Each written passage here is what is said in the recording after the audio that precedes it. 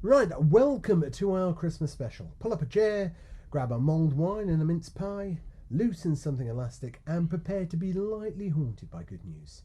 This is Everything's Fine, probably your weekly antidote to bad news, now with added tinsel. Tonight's episode is loosely inspired by A Christmas Carol, which is comforting because that story is essentially about a deeply unpleasant man being bullied by ghosts until he agrees to stop ruining everyone else's life. One of the more optimistic approaches to personal growth. I mean, I'm not saying Dickens invented self-improvement, but he did popularise the idea that if you're rich, miserable and socially toxic, the universe might eventually send 3 hallucinations to sort you out. Ghosts are going to be busy this year. But anyway, look, we don't have ghosts rattling chains. We've got stories from the past, the present and the future. No jump scares, no Victorian child mortality, just hope, goodwill and the occasional reminder that humans are capable of kindness without being legally obliged to. We'll visit moments from Christmas past that prove doing the right thing can echo for decades. We'll look at Christmas present, where people are currently doing good things in spite of, well, everything. And then we'll peer into Christmas yet to come, where we imagine a future Christmas that's warmer, fairer and slightly less dependent on panic buying batteries. So this is the version of A Christmas Carol where Scrooge listens to a podcast and then forgets to leave a 5-star review. No judgment this Christmas.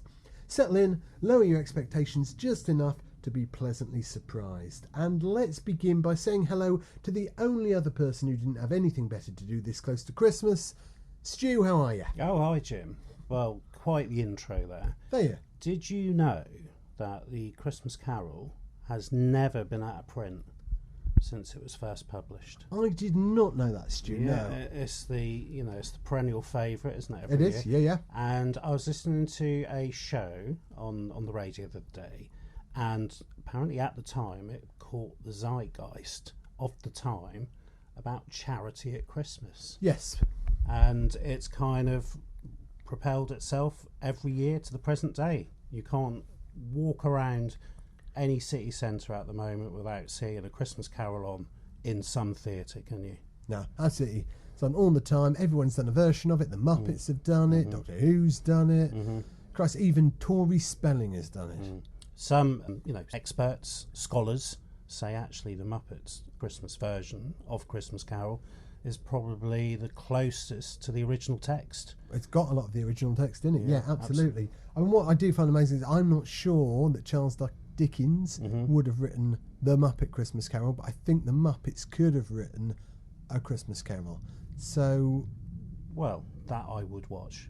And Michael Caine there, career best performance. That's the definitive Scrooge. Yeah, I think why it works so well is because he played it straight, didn't he? So I think it's time to pull that out again. Get it on the old VHS. Do you still have one of those? No. Does anybody? Get it on the old VHS. Get the tracking knob out, and let's watch the Muppet version. I might just stream it on Disney Plus if that's all right. I was trying to go for the more authentic, traditional, watch. I see what you're doing there. You're getting into Christmas Past. Christmas Past, yeah. Very good. Nice link. Nice link. So shall we have a look into Christmas Past? Let's. So I'd like to start, if I may, Christmas 1914, which, as Christmases go, was not really a vintage year. Europe's in the middle of what will become the bloodiest industrialised catastrophe humanity has yet attempted. Empires are collapsing. Maps are being redrawn, and somewhere a committee has decided that the correct response to political tension is millions of young men in holes throwing explosives at each other. I mean, predictably enough, it's going terribly. The trenches stink, the food's grim, everyone's exhausted, traumatised, freezing, and then Christmas Eve turns up, awkwardly like, "Hi lads, sorry to interrupt the apocalypse." Now, what happens next is one of those moments in history that sounds made up, like it was written by Richard Curtis, who thought, that's a bit on the nose, see if they buy it. Singing stars. Carols flowed across the trenches. Familiar melodies in unfamiliar accents. Silent night of all things, drifting over barbed wire and mud and unexploded shells. And the response was harmonies, not bullets. Now let's be clear, this was not authorised. High Command did not put out a memo saying, lads, quick kickabout, then back to the war. This was soldiers collectively deciding that just for one night the rules could get lost. Men climbed out of trenches they'd been told would mean instant death. They met the enemy face to face, they exchanged food, tobacco, buttons, jokes, photos of families, and they played football, possibly several games, almost certainly with arguments about offside. And here's the big satirical moment. These were the same men their governments had spent months telling them were monsters, subhuman, savage, the enemy. But it turns out the enemy also missed home, liked football and had strong opinions about sausages. And the truce didn't last, the war resumed, orders came down, artillery fired again.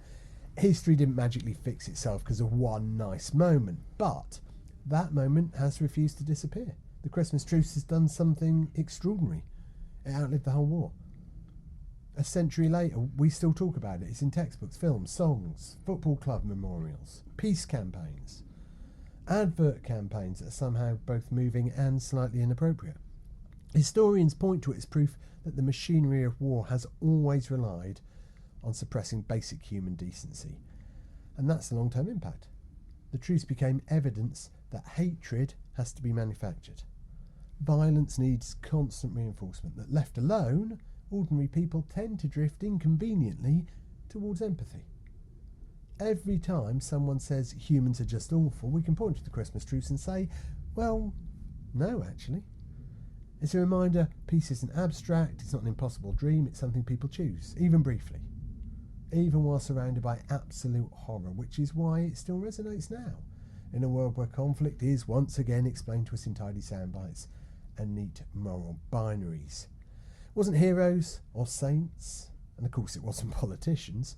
No, it was tired, cold young men who decided that Christmas deserved better.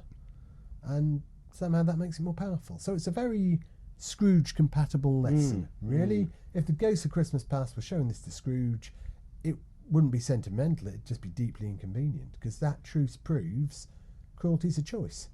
Systems may be brutal, but people aren't always willing participants. Even the sharpest edge of history, kindness leaks out like water through cracked concrete. Deeply annoying message if your worldview depends on everyone being irredeemable.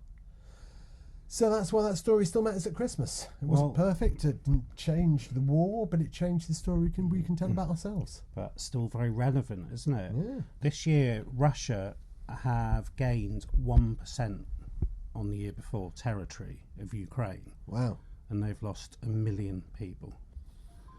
So, if we ever learn, Jim? Well, apparently not. Hey, so that's 1914. Well, I'm going to take you back to 1968. Ooh.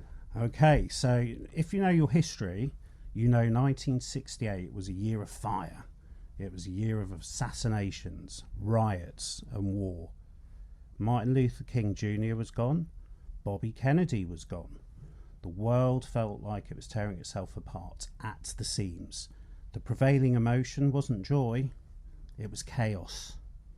So, Christmas Eve, 1968, 3 men, Frank Bowman, Jim Lovell and Bill Anders, were sitting inside a tiny metal capsule. This was the Apollo 8. Okay, this further away from home than any human had ever been. They were orbiting the moon.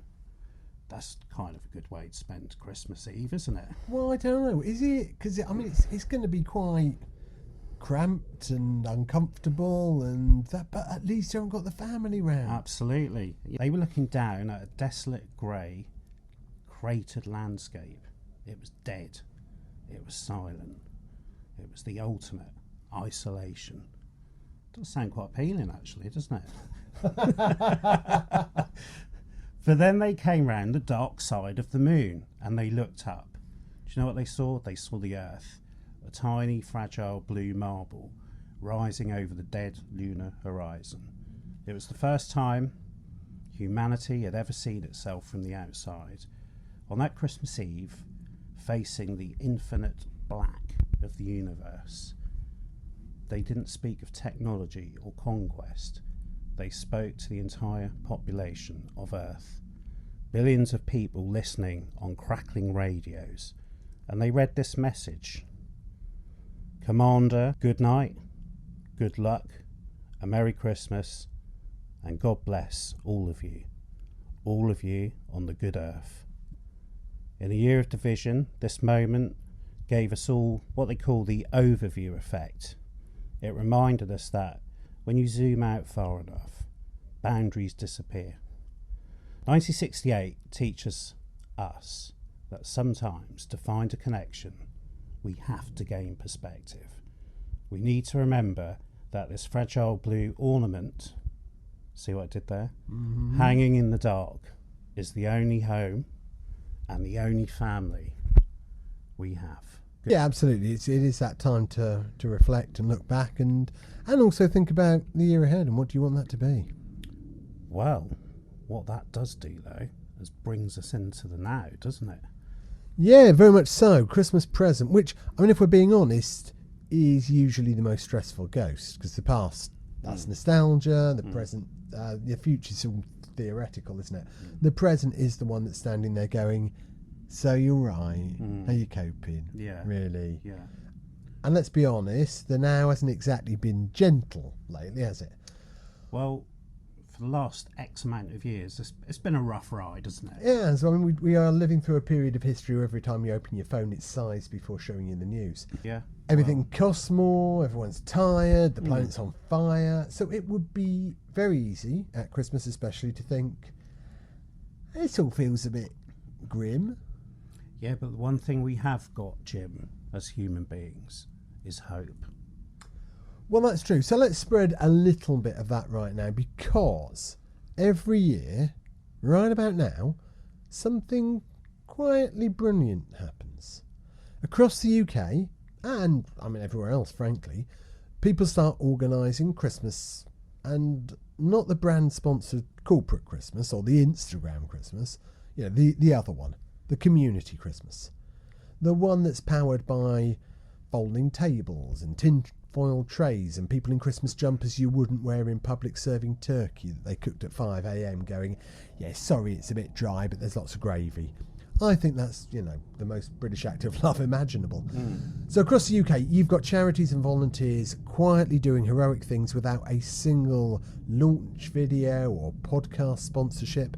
So take Crisis at Christmas, opening their centres so thousands of people experiencing homelessness can get hot food, medical care, haircuts, legal advice, and I think probably most importantly, dignity. On their shelter, spending Christmas reminding the government that no one should be homeless. I mean, it's not really a radical concept. It's literally the bare minimum for a society that claims to be civilised. But there we go. The Trussell Trust, making sure food banks don't just exist, but actually reach people before the cupboards are completely bare and panic sets in. Age UK, tackling Christmas loneliness head on, because nothing says festive like knowing someone noticed you didn't have anyone to spend the day with. None of that's new. It happens every year, quietly, relentlessly, despite everything getting harder. Which is wild, because Christmas is already stressful enough, let's be honest. You're juggling money, time, family dynamics, the annual realisation that nobody actually likes Secret Santa, and we're just too damn British to admit it. And yet people still go, yeah, go on, I'll volunteer, I'll donate, I'll cook, I'll show up. And that stuff, I mean, it matters more than we pretend.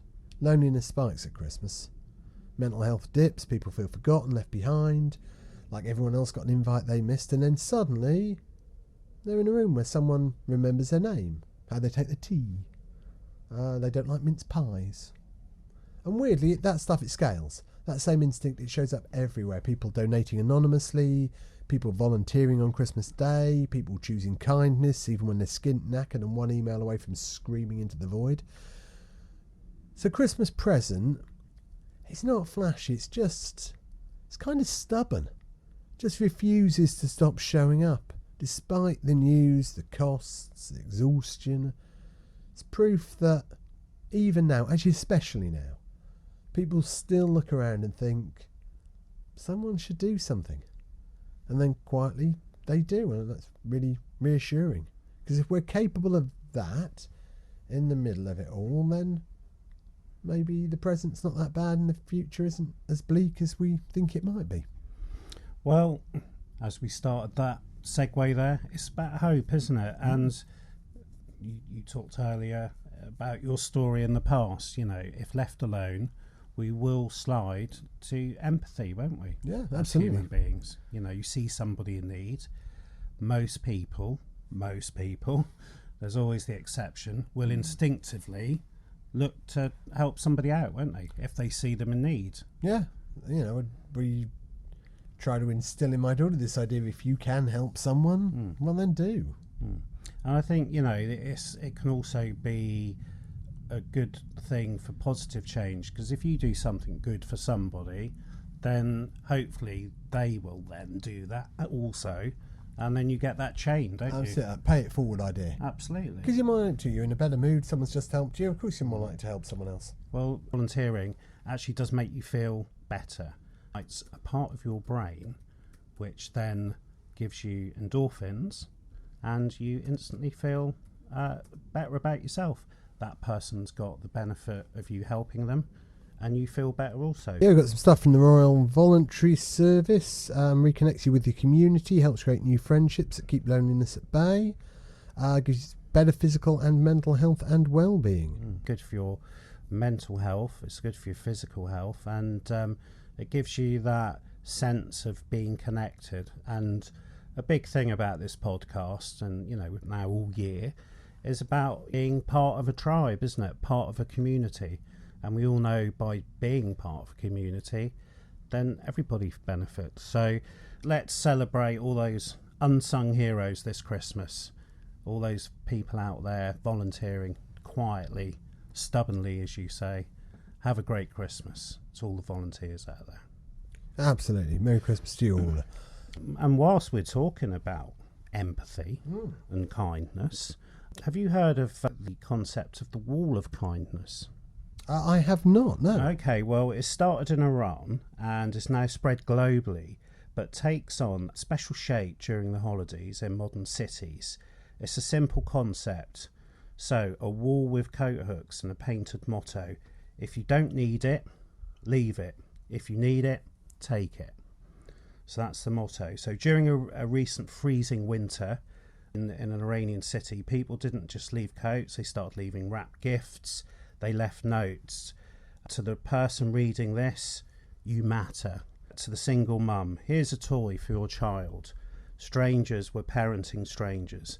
Neighbours were loving people they would never meet. So in the past, as we all know, community was about who you live next to. In the present community, it's all about radical empathy. We are learning that the greatest gift isn't the one under the tree, but the knowledge, and you mentioned this yourself, that you are not forgotten in the dark. What we're seeing is that there's a shift happening away from the era of stuff, and maybe an era of empathy and support and kindness, despite what the news headlines tell us. Well, it'd be nice to think so, and I'm going to talk just a little bit about that when we move into Christmas Future, funnily enough. So that's the wall of kindness. It's happening in lots of major cities. People are setting up areas, communities, rooms, getting donations, and people can just come in to the wall of kindness. There's hooks and shelves and so on. You can drop stuff off, or you can take stuff if you need it. So similar to like a food bank idea, perhaps not so tightly regulated. Excellent. And just another great example of people just doing stuff. Yeah, absolutely. You don't need governments to organise it, don't need corporations to organise it. We just do it because it's the right thing to do. Yeah, absolutely. So for the wall of kindness, would you be a leaver or a taker? I'd be a leaver. I'm comfortable. Yeah, I mean, you've been clearing out a bit recently, haven't you? So you'd be decluttering, so you could leave some sort of sci-fi figures for the children. Oh, you don't like look at that, do you? No, clearing some of those. I mean, I've been clearing some things out, man, but I'm not sure I'm ready to part with any Daleks. What about that shelf for Daleks? I mean, you would be helping somebody out. Shall I take those tonight and give them to the wall of kindness? You can take that little white wind up one. And what about that big golden one? I mean, a child would love that, wouldn't they? So, just for the listeners here, Jim is sweating now. I can only. I'm not sure what, as we're recording, that I should explain to you what would happen to you if you tried to take that Dalek out of here. So we're talking about kindness with limitations. Well, I'm with exceptions. I've got. I gave someone a travel cot, for example. Yes. A brand new travel cot. Yeah. That had never been used. Okay. That's better than a Dalek, surely. Well, not for a 25-year-old single mother whose child doesn't live with her.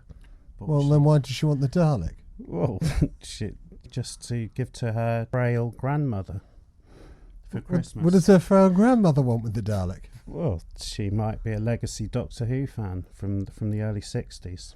Yeah, but that's a new Who Dalek. That's from 2010, really, isn't it? I don't think she'd mind. I mean, she's not going to see. If she's a legacy fan, she's going to see right through that. She's not going to see another Christmas. This grandmother, to her, that would mean the world. Well, then she could have a legacy Dalek.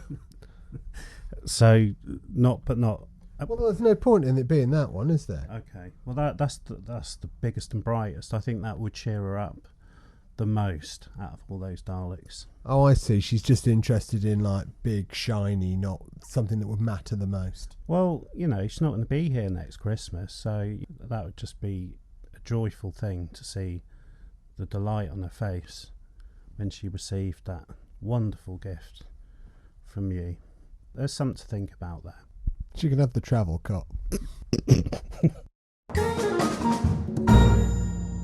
Now, in Dickens, this is the scary bit. The hooded ghost, the doom, the implication if you don't change your ways, you'll die alone with a tin of celebrations, with only the bounties and the Snickers left. But we're not doing that.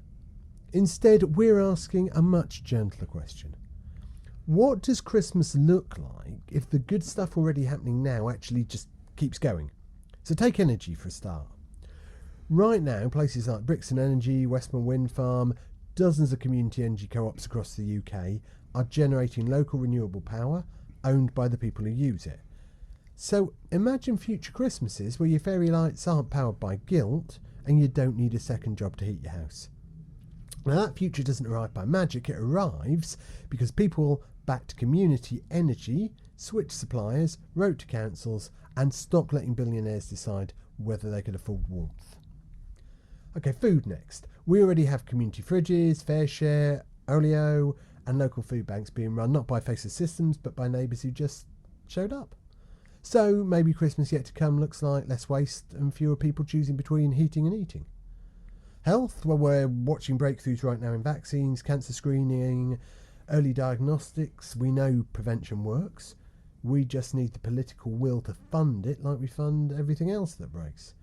So future Christmases might mean more people actually making it to the table and less pretending we're shocked every winter when hospitals get overwhelmed. Then there's community itself. Mutual aid groups, warm banks, community centres staying open. Not because it's profitable, just because it's humane. So the future isn't built by grand gestures, it's built by boring, persistent kindness. Which brings us to the bit where I gently turn to you listeners and say, here's what you can actually do. Not everything, just something. Support a local charity this Christmas. Even better, support one in January when the tinsel's gone and the need hasn't. Buy less crap. I mean that lovingly. If it breaks before New Year's Day, it was never joy. Check in on someone. Not with, let me know if you need anything. We all know that's meaningless. Try, I'm popping round on Tuesday. Get the kettle on. Back the good stuff. Community projects, local campaigns, people quietly fixing things without a PR team. And when the chance comes, vote like future Christmases depend on it. Because they do. So Christmas yet to come doesn't need us to be saints. It just needs us to stop pretending none of it's our problem. So if Christmas past shows us what kindness started and Christmas present proves it's still alive, then Christmas yet to come is just waiting to see whether we keep choosing it. If we get this right, future Christmases won't be about surviving winter. They'll be about warmth, connection, and a world that feels, at least briefly, fine. Probably. Well, I think we're going to look to move to an era of legacy. I think that's what we're going to have to do. Okay. So instead of cutting down millions of trees every year, why don't we make a pilgrimage and go and plant some trees? Reverse the fact. So that's a contribution to the planet, isn't it? And you can watch them grow year on year. Status symbol is no longer the most expensive gadget. It is the impact gift. So for Christmas, you could Christmas present saying, I restored a coral reef in your name, or I funded a scholarship. I mean, that's quite expensive. I probably won't do that one. But no, you'll just nick my garlic and give it to an old lady who's dying. Yeah, so I might do the tree thing. I could probably do that. So again, backing on what you said, it's not about consumption. It's about restoration. It's about using this time of year to heal the planet and think about the planet that sustains us. We talk about being kind to each other. We need to be kinder to our planet and the environment and all the nature that we're all part of. We looked at the astronauts, seeing with their own eyes that we are all connected and the need to unify. We looked at modern strangers who choose kindness over apathy. And then we've just looked at future generations, restoration over consumption. This season, I mean, you spoke to the listeners there and gave them a few challenges. I'm going to challenge the listeners. Do it. Also. Do it. So don't just buy the gift, Jim. I thought you were talking to the listeners, not me. And you. Oh, and me, right. Sorry, I'd stopped listening. Don't just buy the gift. Be the gift. Right. I can see you not. No, my teeth were rotting. Yeah. The saccharineness of it. Yeah, well, this is our Christmas special. This is what listeners want to hear in a Christmas special. This is us showing our Christmas sides, isn't it? So write the letter. Forgive the grudge, Jim. Forgive the grudge. All right, I won't mention the Dalek thing again, but don't try and take it. Light the candle for somebody else, not just yourself, for somebody else.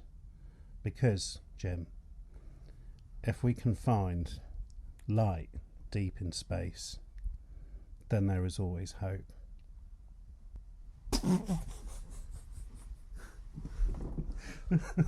Wow.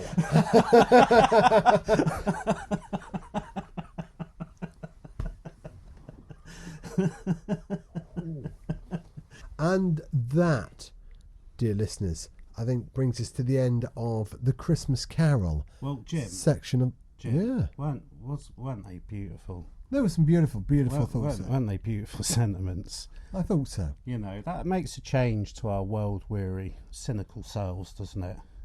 I think we're like Christmas trees, aren't we? Our scraggy sides have been turned to the wall, and we're presenting the best of ourselves. Yeah, this is a magical episode. I mean, I feel quite warm. I mean, I haven't taken my coat off. Maybe that's something to do with it. But I feel I'm ready for Christmas now. Good man. So we've been visited by the past, the present and the future, and crucially none of them tried to sell us anything, so that already puts this episode ahead of most festive things.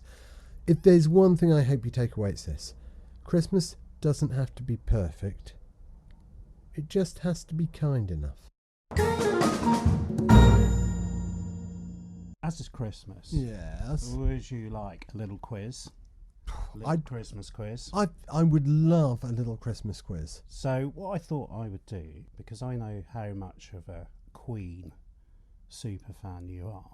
Oh, right, yeah. I thought I would do a Queen themed quiz. How do you feel about that?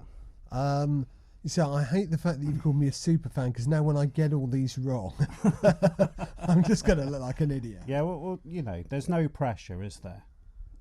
I mean, bearing in mind you haven't seen any of these questions, and you are going blind into this. So, and generally just going blind, yeah. You know who Freddie Mercury is? I've heard of that guy, yes. Okay. What was the legendary frontman's birth name? And I've got multiple choice, or did you want to jump straight in? It's Farouk Balsara. Okay. Second question.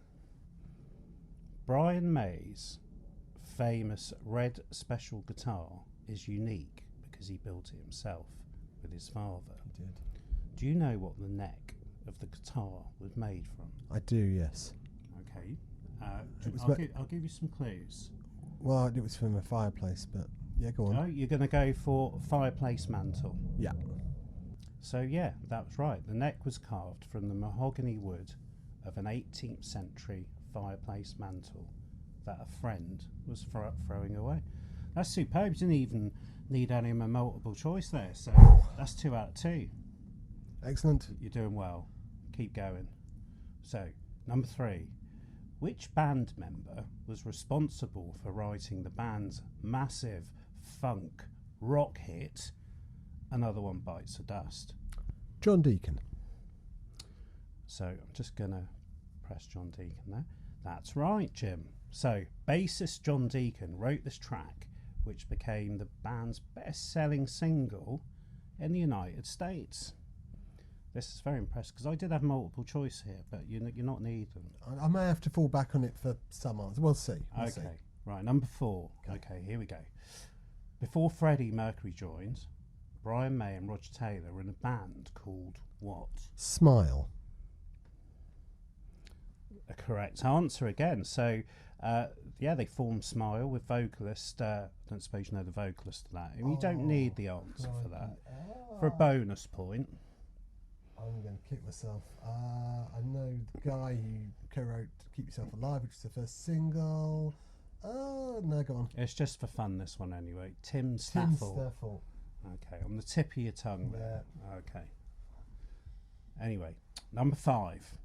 So, which Queen music video was infamously banned by MTV in the United States because the band members were dressed in drag? I Want to Break Free. I Want to Break Free, so I'm just going to check that one there. That's right. So the video parodies a British soap opera.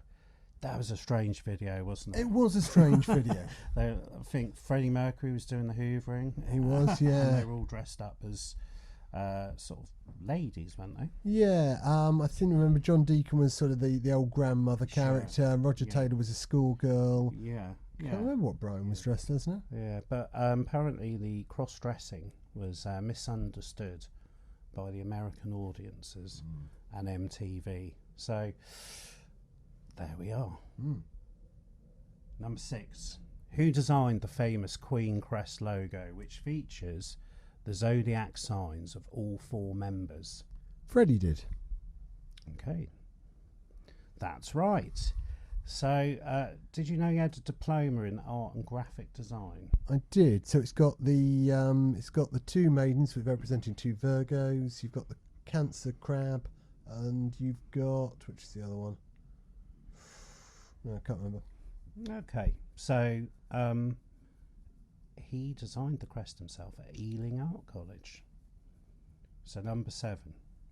What 1981 hit song resulted from an impromptu jam session with David Bowie? Under Pressure. And Under Pressure is right. Do you know where they had that original jam session? Just for fun? No, I don't. Do you know where the Queen's studio was? Just for fun?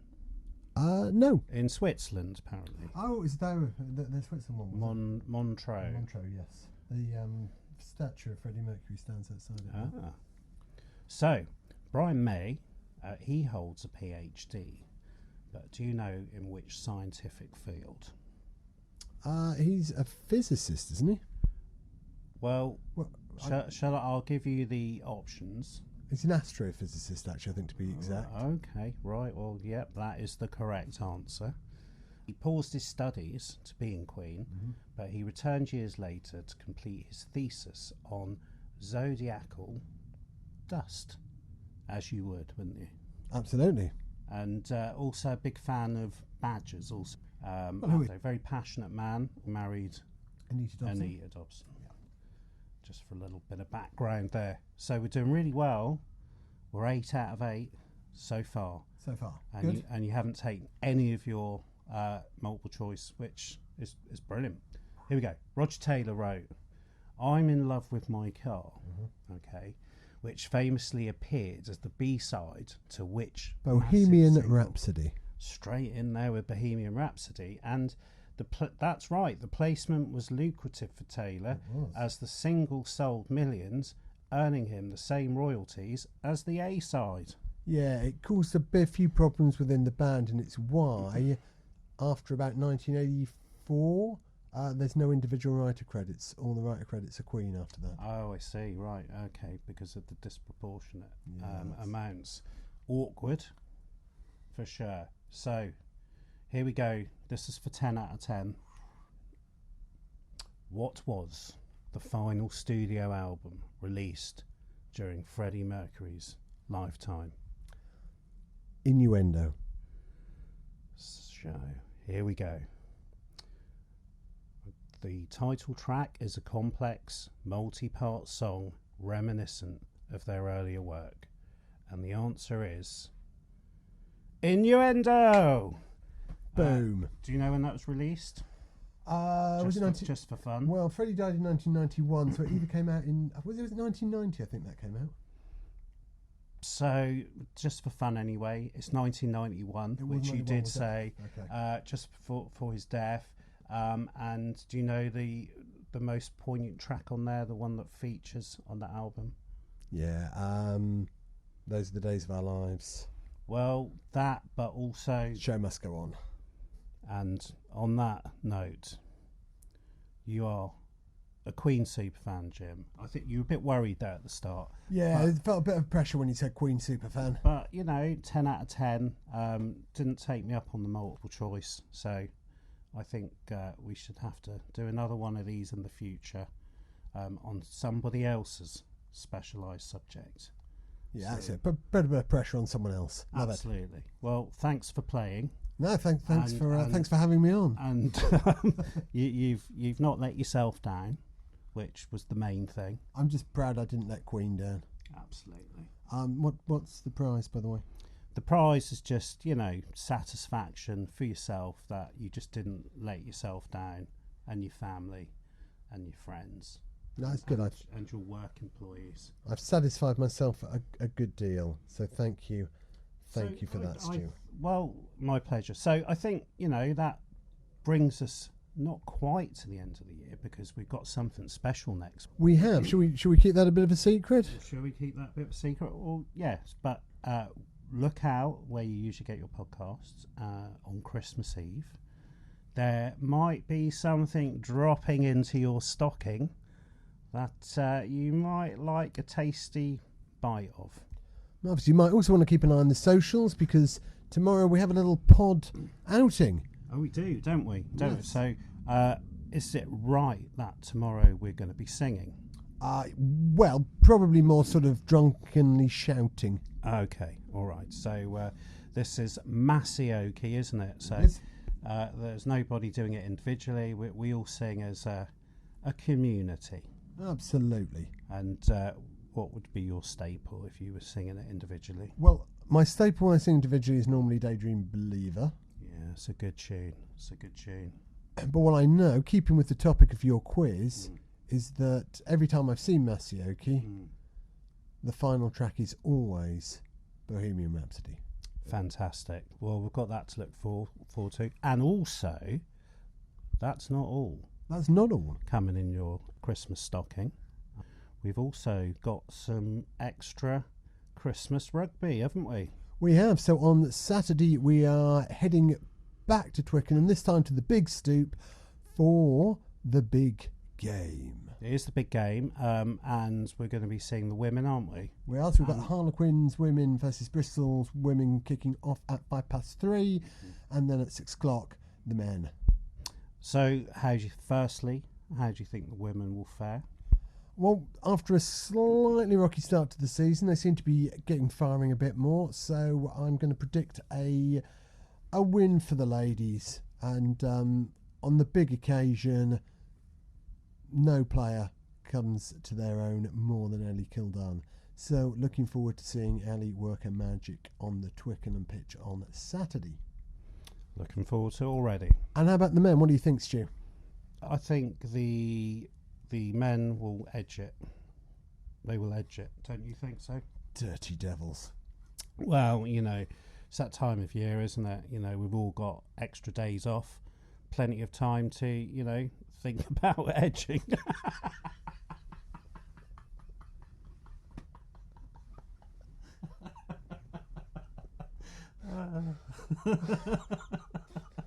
Good. Thanks, Stu. Well, no, that's got to stay. That's got to stay. So, I think that's a good place for us to leave it. So, wherever you're listening from, on a walk in the car, hiding in the kitchen from relatives, thank you for spending part of your Christmas with us. If you've enjoyed this, the greatest gift you could give us is the ancient festive ritual of liking, subscribing, sharing, reviewing, and casually mentioning this to someone who looks like they might enjoy a podcast called Everything's Fine Probably. Follow us on socials too. We'll be posting at least pictures from tomorrow's drunken singing fest. Maybe no video. There might be some. There might be some video. We'll see. And some video footage from rugby. There'll be snippets. No, there'll be snippets. So that'll be nice. And we will be back on Christmas Eve, as Stu says, with something a little bit special. And then we'll be back again in the new year with more stories that prove the world isn't beyond saving. It's just going through a phase. Need to sit down and a cup of tea. Until then, take care of yourselves, look after each other, don't start any arguments you can't escape before pudding, and have yourselves the merriest of Christmases. Yeah, Merry Christmas, Jim, and Merry Christmas, everybody.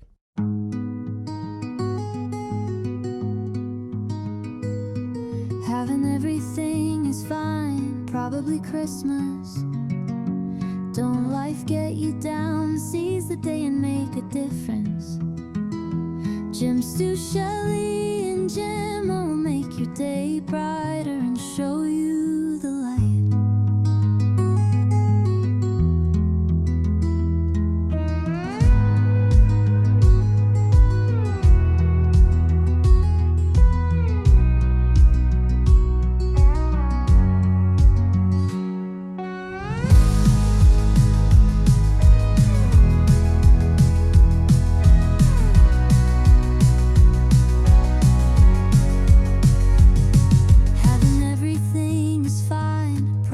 Christmas. Don't life get you down, seize the day and make a difference. Jim, Stu, Shelley, and Gemma will make your day brighter